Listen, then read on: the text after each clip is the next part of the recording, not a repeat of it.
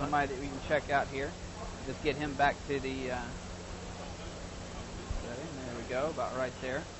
And what you're going to find in your swing is you've got a lot of movement, okay, a lot of lower body movement. What did you do growing up? I mean, sports-wise? Everything. All right. Football and stuff like that? Not really. Body-oriented stuff? Yeah. Okay. What you do is you use way too much body. Now, if we look right here, on the way back here, I want you to notice how little his lower body does and how much the upper body does. All right, so he's working.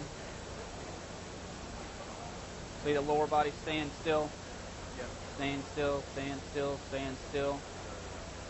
So a lot of distance between the knees there, okay? Now, if we look at yours over here, toggle over here, get this going. Where you're going to swing. All right, so we're starting to swing right now.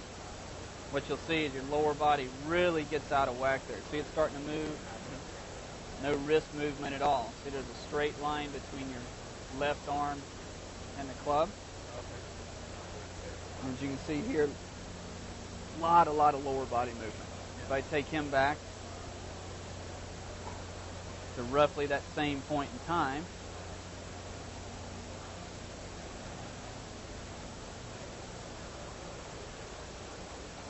so your upper body's roughly in the same position. Look at your lower body there. Yeah. Okay, so we really got to calm that down. You keep that, see your left heel coming up? You want to keep that left heel planted to the ground and take your left shoulder and work it away from your left hip. Right now, your left shoulder and your left hip work way too much together. So they both come in this way. And what we want to have happen, something where this left shoulder works away from the left hip. So this stays there, but this comes across. You take it to the top of the swing there.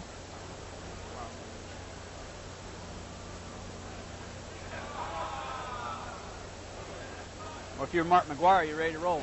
That's softball. Exactly. All right, toggle back over here. And here again, I want you to notice how planted and solid he is to the ground.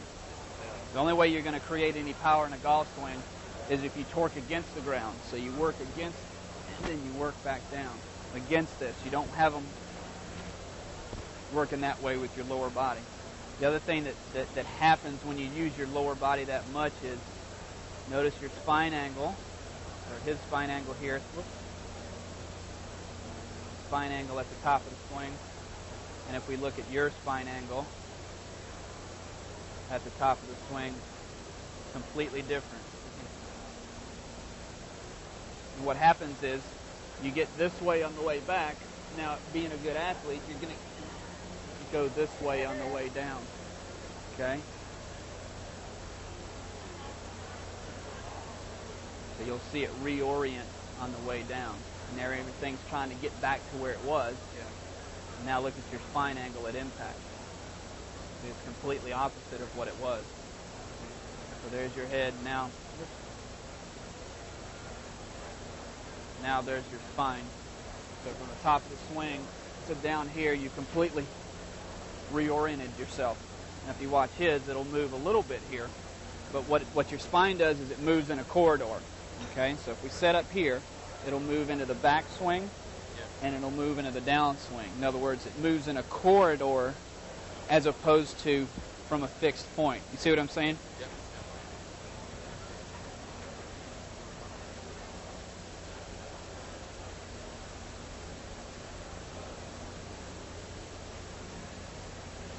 And at impact, so if we do the same thing, as you can see, it's roughly moving in that corridor of movement instead of working this way. It's working back swing, through swing, back swing, through swing. Okay? And the way that you're going to help yourself with that is just literally keep your lower body just solid, planted to the ground. If you were going to hit balls on a frozen lake, in other words, don't have any traction, I'd have to be very grounded and then swing on top of my lower body. And that's the sensation that you want here.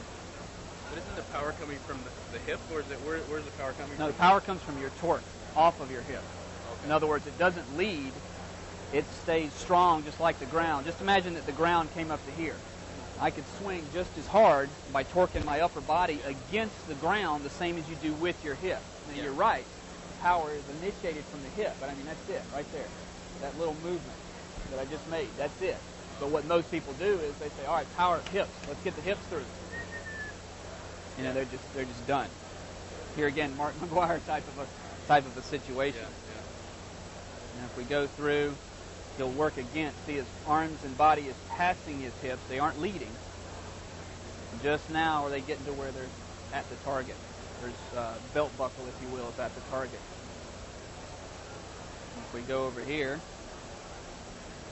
see how buckled up your arms are there? Yeah. Kind of like this. And here again, your hips are so far, everything's so loose with the lower body, that's the only choice you have. And then through. See, halfway up, you're where he is all the way at the finish of the swing. Same with the lower body. Yeah.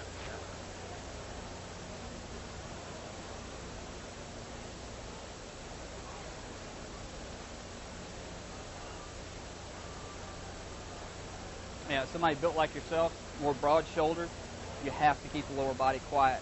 It has to be on a more of a shallow plane, like more of a baseball swing, than an up and down like a classical faldo or something like that.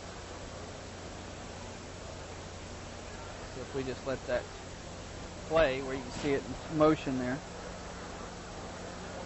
See how that lower body that's there and there. One more time, and then I'll let you watch him in motion so you can see a good visual there.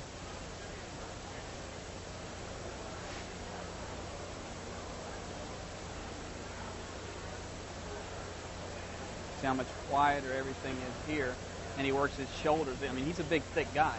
And he works those shoulders against those hips, and that's what you got to do. Okay? Make sense? Yeah. Make no sense? Makes sense. Hard to do, I bet. Sure. Just like